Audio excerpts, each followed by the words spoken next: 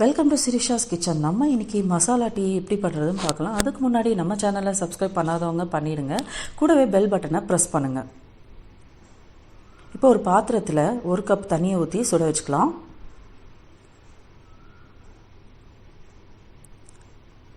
இதில் 2 கிராம்பு, ஏலக்காய்,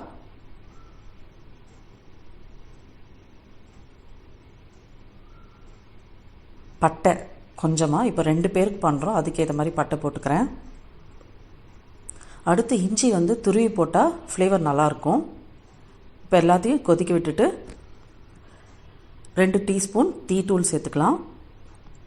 மசாலாலாம் நல்லா மிக்ஸ் ஆகி கொதிக்கிட்டோம். இப்போ 2 கப்பு பால் இதில் சேர்த்துக்கலாம்.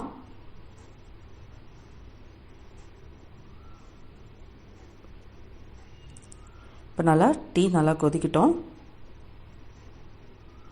கடைசியாக 2 டீஸ்பூன் சர்க்கரை,